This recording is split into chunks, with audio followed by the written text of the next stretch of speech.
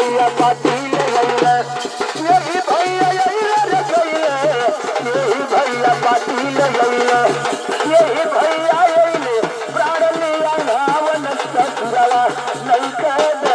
खलत ससुरवा नहीं कह खलत ससुरवा नहीं कह खलत ससुरवा नहीं कह खलत ससुरवा नहीं कह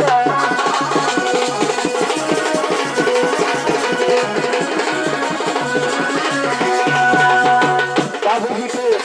अंतिम विदाई में आप माता जी की तरफ से बहुत रुपए का आशीर्वाद करें भैया की तरफ से बहुत रुपए का सम्मान बाबूजी के दिवंगत आत्मा के शांति खातिर हम परम पिता परमात्मा से प्रार्थना करते हैं क्या मेरे गुरु भैया लल्ला रे गइले तेरे गुरु भैया पाटिल गइले मेरे गुरु भैया लल्ला रे गइले तेरे गुरु भैया पाटिल गइले मेरे गुरु भैया लल्ला रे गइले तेरे गुरु भैया पाटिल गइले नमो भैया गइले प्राण लिया न ससुरवा नहीं खेद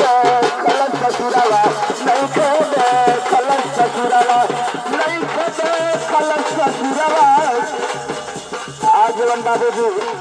इतना परिवार बारी फुलवारी लगा के जाता नहीं तो बेटवा मेरे भैया की तरफ से बहुत रुपए का आशीर्वाद मेरे गुरु भैया अइले रे गइले तेरे गुरु भैया पाटिल गइले